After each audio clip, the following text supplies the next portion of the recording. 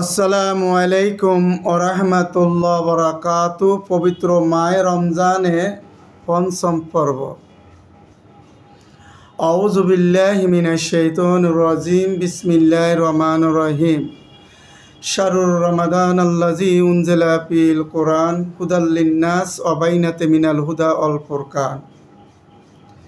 প্রিয় ভাইয়েরা, মহান আল্লাহ পাক রব্বুল আলামিন পবিত্র কোরআনে ঘোষণা করছেন যে পবিত্র মাহে রমজানে এ পবিত্র কোরআনকে নাজিল করা হয়েছে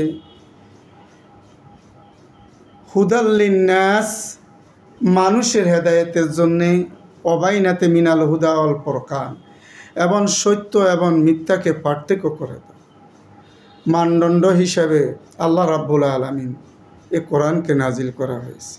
তো এই আয়াতে কারিমা থেকে আমরা শিক্ষা নিতে পারি যে এ কোরআনে পাকে রাব্বুল আলামিন যে মানুষের হেদায়েতের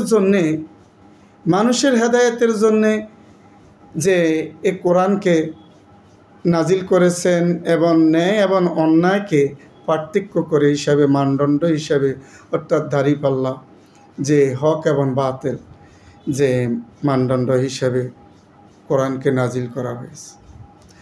এখন আমরা যে সকলে বুঝতে পেরেছি এবং জানতে পেরেছি, আসলে সবাই জানে যে কোনটা হক এবং কোনটা বাতিল, কোনটা সত্য এবং কোনটা মিথ্যা। তথাপিও মানুষ যে অপরাধ করে থাকেন, অন্যায় করে থাকেন, মিথ্যা, জুলুম, অত্যাচার, নির্যাতনে এগুলিতে দাবিত হয়ে থাকে।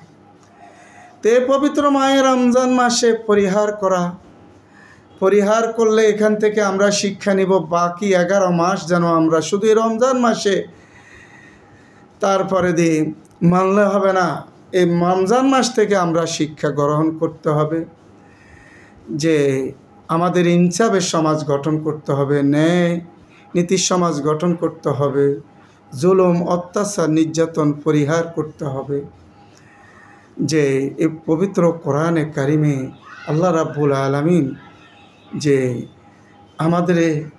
আমাদের জন্যে একটা হেদায়েত যে জন্যে এই কোরআনে কারিমে সকল কিছুই আছে যে আমরা পারিবারিক, সামাজিক, অর্থনৈতিক, রাজনীতিক, আন্তর্জাতিক সহ সকল কিছুই এই কোরআন পাকে আল্লাহ রাব্বুল আলামিন দিয়েছে। প্রিয় ভাইয়েরা, যে আমরা এই পবিত্র মাহে রমজানে আল্লাহ যেন আমাদের এই সিয়াম সাধনাগুলিকে কবুল করেন এবং আমাদের দান সাদগা কবুল করেন, আমাদের গুনাহ খাতা মাফ করে দেন এবং আমাদের যে বর্তমান এবং ভবিষ্যতে আমরা যেন সকল প্রকার পাপাচার পরিহার করে, অন্যায় পরিহার করে, মিথ্যা পরিহার করে সত্যকে আমরা প্রাধান্য দিয়ে যে চলতে পারি। আল্লাহ আমাদেরকে তৌফিক দান করুক এবং যে সামনে রমজানগুলি আমরা যেন যে মাগফিরাতে চলতে আছে, আজকে 14ই রমজান, যে আমরা যেন আল্লাহর এই মাগফিরাত আল্লাহর কাছে কামনা করে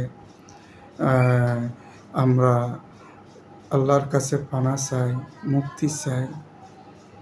আল্লাহ যেন আমাদের শারীরিক, মানসিক, আর্থিক এবং আমাদেরকে সকল প্রকার যেন যে পাপাচার, সকল প্রকার অন্যায় থেকে বিরত থাকতে পারি এবং সকল নির্যাতন, অত্যাচার পরিহার করতে পারি এবং যে আমাদের শত্রু দুশমন যারা আছে আল্লাহ যেন তাদেরকে হেদায়েত দান করেন এবং সকল প্রকার চক্রান্তের কবল থেকে আমাদের যেন জানমাল, ইজ্জত, ইমানকে হেফাজত করে আমাদের বাংলাদেশের উপর এবং বিশ্ব মুসলমানদের উপর যেন বেশির উপর রহমত নাজিল করে।